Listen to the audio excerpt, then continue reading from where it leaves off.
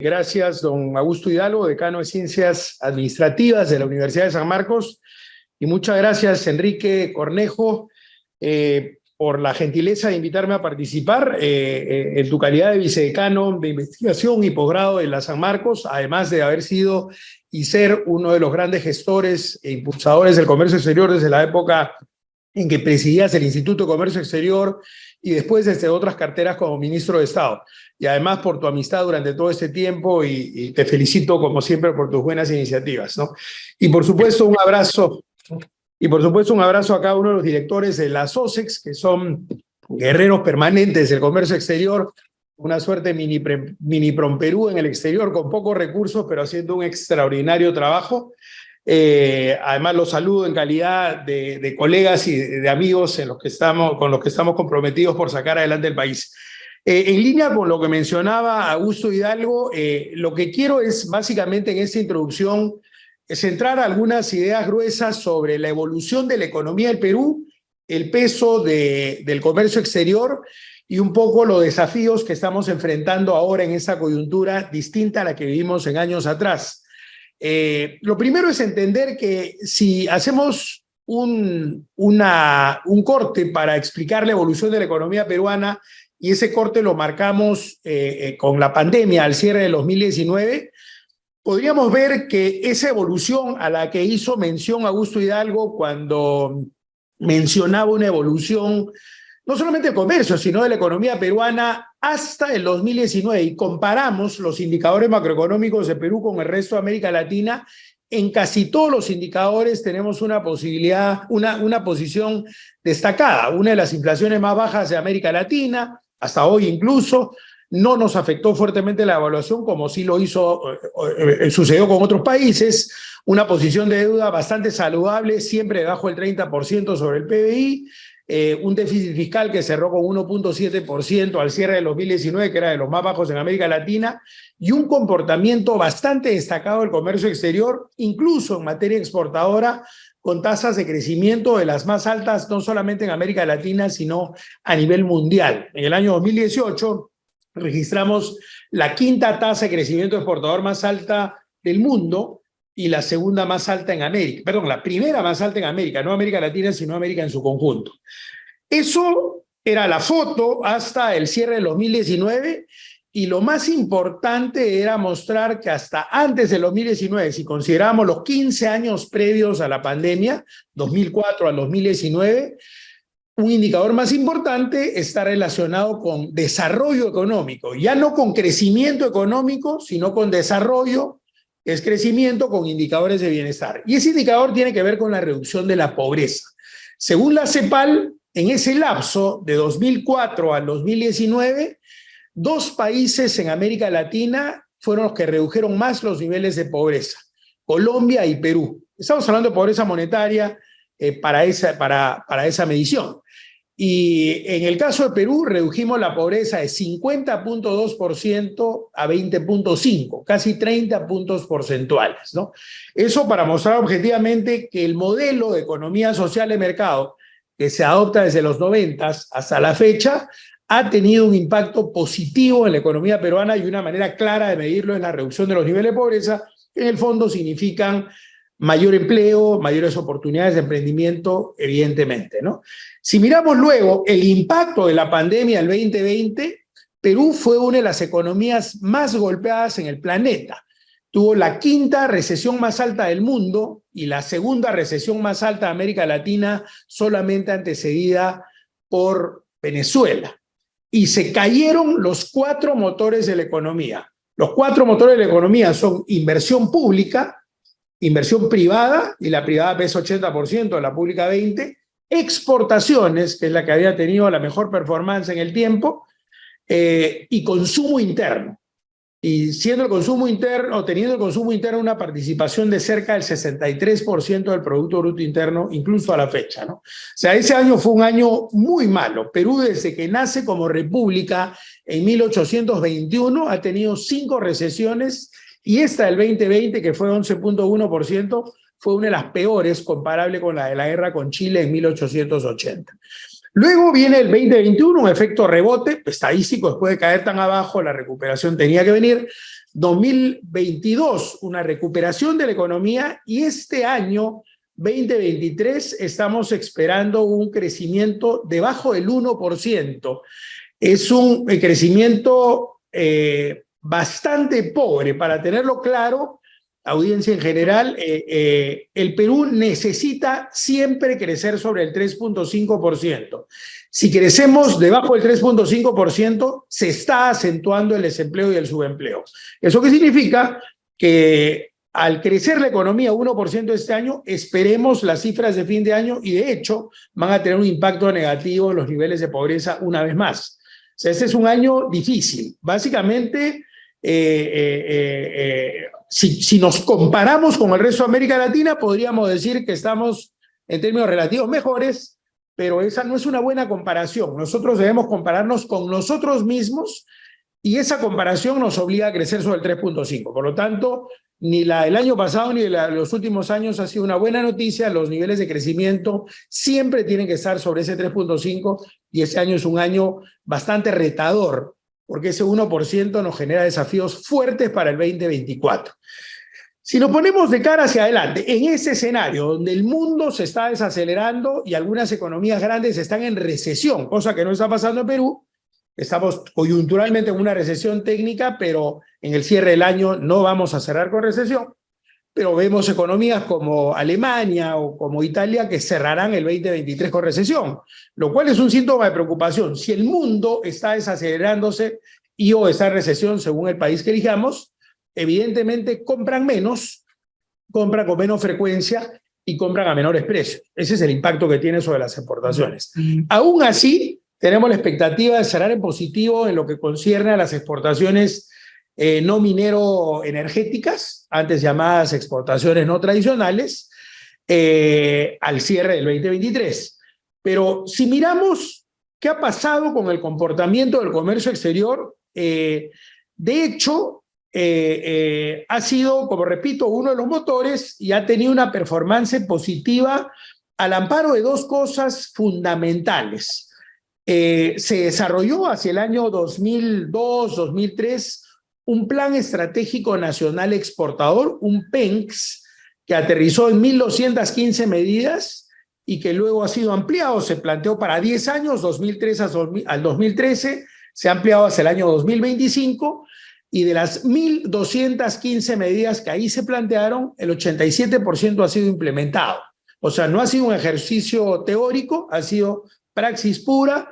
El seguro para la pyme exportadora, la ventanilla única de comercio exterior, el despacho anticipado, el exporta fácil, los consorcios de exportación, los propios tratados de libre comercio, etcétera, etcétera, etcétera. Desde medidas muy grandes hasta medidas muy específicas o sectoriales, han armado ese portafolio de 1.215 medidas, de las cuales 87% son una realidad.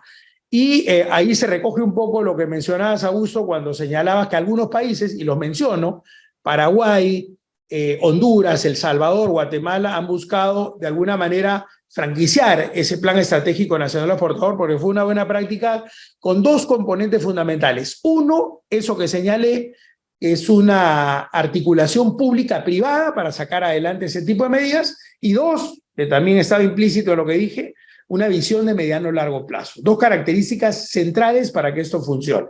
Y lo segundo, que fue un brazo de ese Plan Estratégico Nacional, fue la apertura al mundo, que es lo que tiene que ver con la agenda de este foro al que nos han convocado, porque Perú apostó primero por un tratado de libre comercio con Estados Unidos, en ese momento el socio comercial más importante del Perú, entró en vigencia el 1 de febrero del 2009, y a partir de esa iniciativa se han ido abriendo más TLCs. Hoy día tenemos 22 tratados de libre comercio con 58 economías.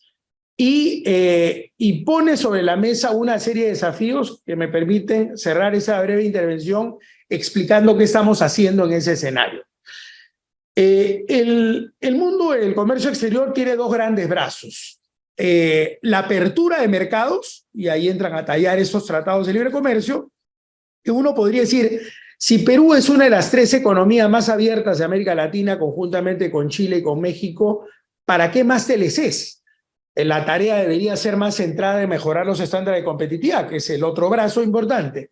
Sin embargo, si miramos incluso sectores que siempre se muestran como los exitosos, como el sector agroexportador, donde nuevamente la alianza público-privada, la misión de largo plazo e incorporarle además esa ley de promoción agraria que fue fundamental, explican cómo Perú estaba en agroexportaciones igual que textiles y confecciones, exportando 1.800, 1.900 millones de dólares y de pronto se dispara a casi 10.000 millones de dólares. Eso, entre otras cosas, tiene la explicación de la ley de promoción agraria, ¿no? Ahora, si miramos el comportamiento de esos sectores, diríamos, oye, o por iniciativa privada o por apoyo del Estado o por ambas cosas, ese sector ha despegado solo como otros sectores de la exportación nacional. ¿Para qué más TLCs? Y la explicación la da ese mismo sector exitoso agroexportador porque estamos cada vez creciendo más en volumen y exportándole a los mismos mercados, con lo cual los precios están a la baja en los mismos mercados donde nosotros entramos. Eso explica por qué estamos haciendo lo que estamos haciendo. Es decir, se planteó un tratado de libre comercio con Hong Kong, que es un mercado per se importante, además sigue siendo una puerta de acceso al mercado chino y además al resto del mercado asiático. Estamos en la tercera ronda de negociación, la cuarta viene ahora en octubre, estamos bastante avanzados en un TLC que es importante. Se abrió el espacio de negociación de un TLC con Indonesia, que tiene una población de 500 millones de personas y que es un mercado de destino interesante para varios de los productos que Perú está exportando el día de hoy. Se ha formalizado unos términos de referencias. Hace unos 4 días, con el ministro de Comercio de Indonesia, se dio el go. Va a definirse muy pronto la primera ronda de negociación. Planteamos que fuera acá en el Perú, han planteado que sea virtual. En una primera ronda, como conocen, es manejable de manera virtual. La siguiente sí suponen un proceso que involucraría la presencialidad. Y con India, donde se habían paralizado las negociaciones hasta antes de la pandemia, se planteó una posibilidad de reanudarlas, dijeron que están remirando su política comercial, le mandamos una comunicación formal al ministro de Comercio de la India, respondió hace 3 semanas afirmativamente para ir adelante en la negociación, pasó una invitación, la viceministra de Comercio Exterior estuvo en la India la semana pasada y trajo excelentes noticias porque hay una aceleración del proceso y podríamos en el primer semestre del próximo año cerrar una negociación con uno de los grandes, que es el mercado de la India, que pronto superará, si ya no superó a China en términos de población. Y obviamente, como todos los LCs, se contemplan las sensibilidades en algunos sectores. En el caso de la India se contemplará el tema de textiles, confecciones, calzados, farmacéuticos, que son temas de preocupación, pero siempre hay espacio de negociación, incluso en el extremo, separando los sectores sensibles. Entonces tenemos una ruta ya predefinida con ellos y son los 3 grandes TLCs, además de un TLC que podría para muchos sonar a poco porque es con República Dominicana, sin embargo, es una plaza que los propios empresarios reclaman. Y recordemos, o sea, ya no mira a República Dominicana solamente como población pura de los dominicanos, sino una plaza que recibe 10 millones de turistas al año. Debería llamarnos la atención cuando Perú en el mejor momento ha tenido 4.4. Y por consiguiente es una plaza a la cual deberíamos estarle vendiendo muchas cosas. Es decir, si vamos a cualquier resort de esos del All Inclusive de la República Dominicana, no nos parecería natural que así como tiene la noche de comida italiana o japonesa, tengamos comida peruana con la reputación que hemos logrado. ¿No les parece natural que así como reparten todo tipo de tragos, deberíamos tener un chilcano como parte de la oferta? Y si tenemos una población de 10 millones que visita el país, nos da una idea clara de que es un mercado potencial importante. Y además estamos modernizando TLCs más antiguos como el de China, que tiene 13 años de historia, y estamos en un proceso de modernización ya en la 7ª, 8ª ronda, donde se incorporan temas de economía digital, de economía verde, de temas aduaneros, para que eran temas no contemplados en la negociación original, ¿no? Entonces, estamos en un espacio bien interesante. Perú tiene retos importantes en ese frente que es motivo del foro, pero también en el otro frente que es el tema de competitividad, donde se está tratando de definir en las siguientes semanas una propuesta de zonas económicas especiales que englobe el concepto de parques ecoindustriales, zonas francas, ETICOS, y que permita explotar incluso espacios como el que vamos a tener pronto con la entrada en operaciones del puerto de Chancay, que de por sí ya es una noticia más que alentadora para el comercio exterior peruano, tiene una profundidad que permite recibir buques de gran calaje hasta 24.000 contenedores y que permite una ruta directa a China y que por consiguiente abarata fletes de manera significativa, razón por la cual no solamente vamos a capturar productos del Perú, sino claramente de Chile, de Brasil y de otras plazas.